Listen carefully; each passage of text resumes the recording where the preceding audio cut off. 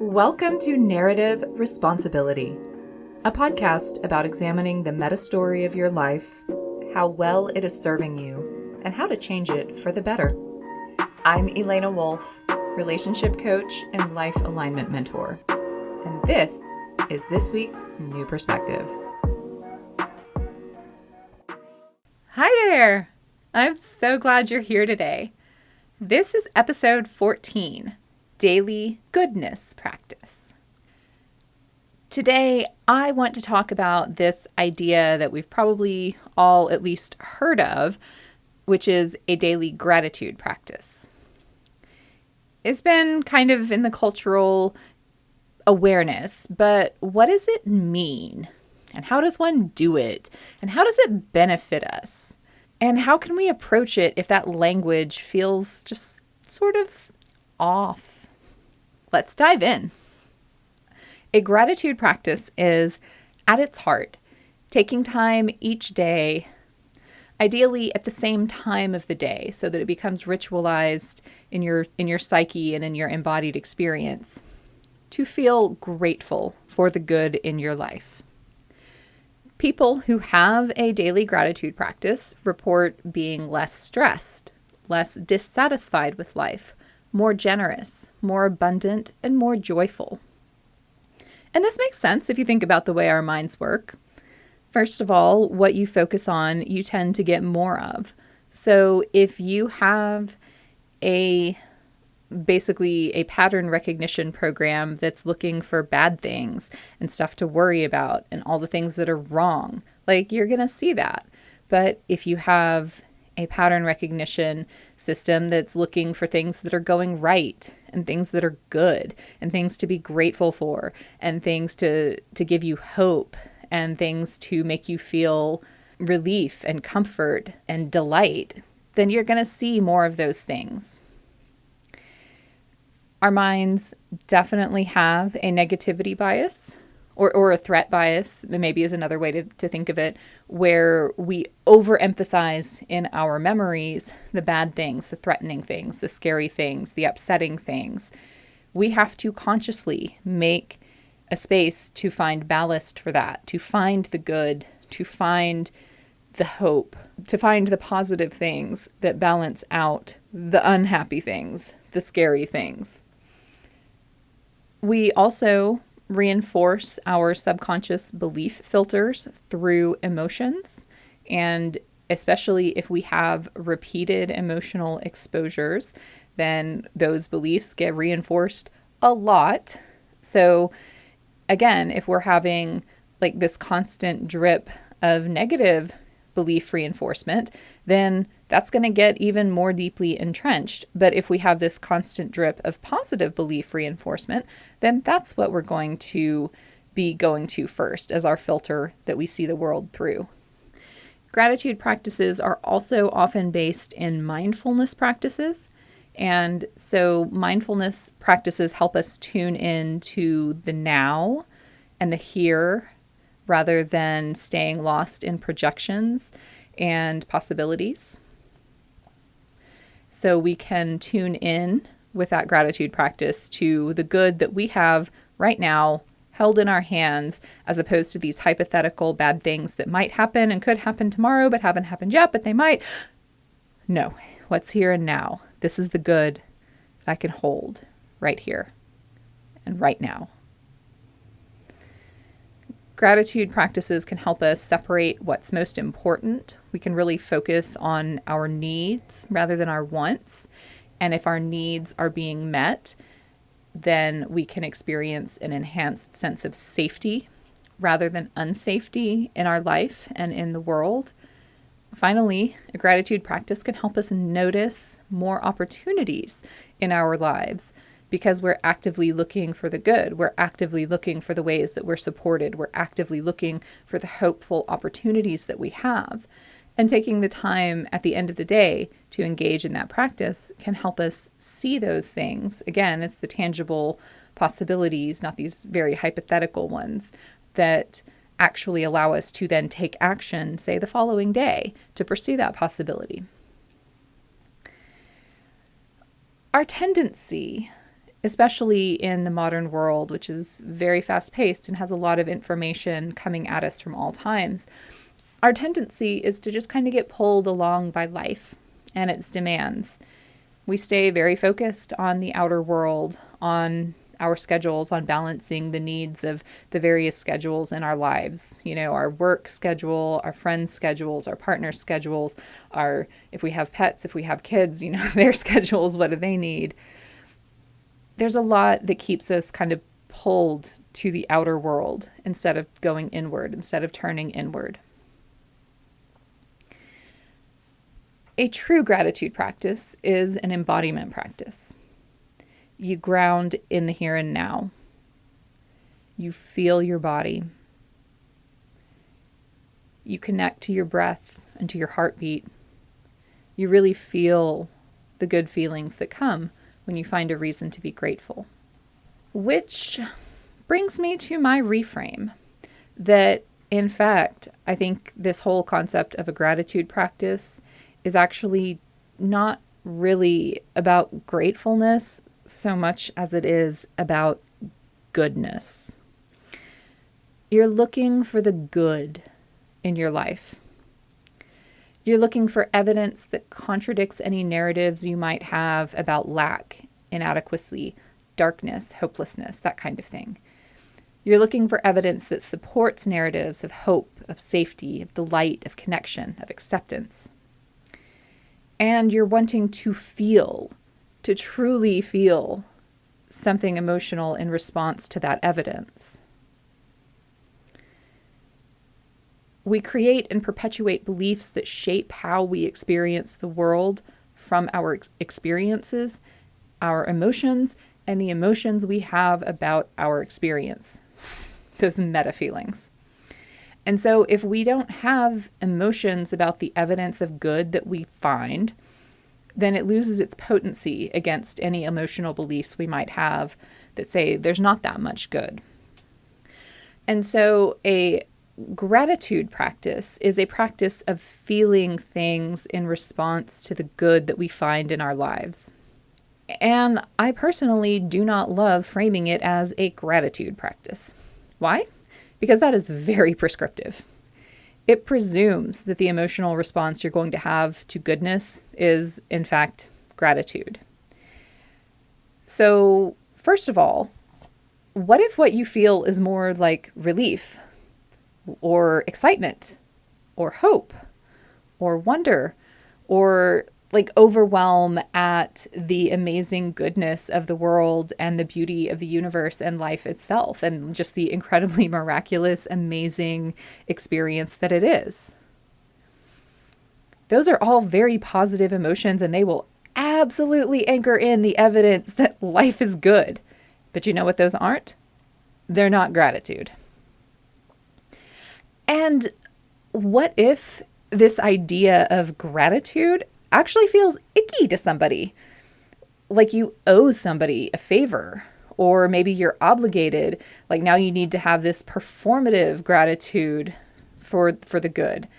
I mean, if you have any kind of Judeo-Christian religious trauma, you know exactly what I mean.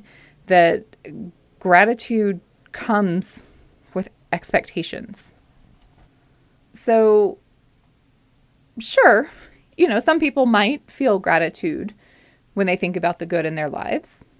Maybe you might feel gratitude some of the time, or maybe gratitude is a secondary emotion that you feel, but it may not be part of your authentic emotional reaction to the pieces of goodness that you find. And that's okay. So maybe don't call it a gratitude practice. Call it what it is. Call it a goodness practice. And then feel what you feel in response to that. You're just trying to find the tangible good in your life. Again, you feel what you feel about that. If gratitude's part of it, great. But don't force yourself to feel gratitude. Feel what you authentically feel when you find goodness. That's what you're looking for. You're looking for the goodness, and you're looking for the feeling that you have about the goodness. The other thing I want to talk about is that a practice like this isn't meant to hide or deny any of the struggles you're having. And I think that can sometimes get lost when, you see so much focus on like gratitude and be grateful and like find the good. And it's not trying to invalidate your feelings about things that are negative in your life. You might have genuine, authentic feelings of anger or depression or anxiety or despair or pain or grief. Life is never all one thing. It's not binary, good versus bad. It's all mixed up. A goodness practice is not meant to make the bad go away. It's meant to make the bad less bad by showing you that there's good right alongside it. We persist through the hard times because we feel hope, or because we feel connection and love in spite of the hard times, because we can still find beauty and fascination in the world even when we're struggling. So being able to find and to name and to count and to react to the good that we can find, that we do have, that is necessary to move through the hard and the hurtful parts of life. We can't live a life that's entirely free of sorrow. But if our portion of sorrow is too high, we begin to wonder why we're here at all. And our minds are really, really good at amplifying sorrows. So part of our self-management as people taking responsibility for our personal narratives and our sovereign identities is to deliberately counter that tendency of our minds. And a goodness practice is a great way to do that. We owe it to ourselves to make our life feel better to live, and we owe it to each other. People who are mired in negativity and hopelessness and fear and numbness, those people are less generous with one another. When we're in that darkness, we don't have energy to spare on concerns other than our own. We get really insular and fearful and suspicious. We withdraw. We withhold. We disengage. None of those are conducive to healthy, interconnected, interdependent relationships and communities. If we want a better world together, then we as individuals need to be willing to see one. We need to feel hope that we can create one. We need to deliberately look for proof that that hope is real, that change is possible, that goodness exists. So goodness practice is an excellent start. It takes nothing but a little bit of time and a little bit of intention. You can do it anywhere, at any time. One really simple way to do it is to take 5 minutes right before bed to find 3 things that were good about your day. And really focus on each one of them in turn. Feel the emotions that are evoked by the memory or your awareness of it as something good. Let yourself lean into those positive feelings. They're more true than the negativity. And now you have evidence for it. 5 minutes. 3 things. This is not a situation where quantity is all that important. It's the quality. It's the emotional tone that you can find. At least for me. Some people might say that more evidence is better, but in my experience, it wasn't that I needed all that much. It's that I needed to feel it very deeply and very purely. I have walked through some pretty dark times in my life. I have had times when finding more than 3 truly good things in a day, or that's not it. It would have been finding more than 3 things that made me feel like goodness really existed in my life. That would have been hard, maybe even impossible. I could find 3. That felt like a really doable number when I was in the darkest parts of depression and despair. Those places cut away our ability to feel hope and to feel joy. Often they lead us to numbness because we're trying to escape pain, but numbness also cuts us off from our capacity to connect and to feel wonder. The good things that you find don't have to be big things. They have to be things that make you feel. But maybe it's a leaf in your favorite shade of yellow. Maybe just the fact that your best friend exists. Maybe the scent of a flower and the sound of your favorite singer's voice. Like, sometimes those are the things that you actually feel something about. They're the little lights that are small enough they can actually reach you, even in a dark time. And other days, the good things might be the big things. It might be your home. It might be your family, your life itself. Those are bigger goods for the days when we have capacity for more bigger goodness, for more light. All the goods are good. The best goods to find are the goods that make you feel. Because finding the good in your life is finding life itself. It's finding a reason to focus on life. You're looking for the emotions and the experiences that affirm life and set aside the ones that deny it.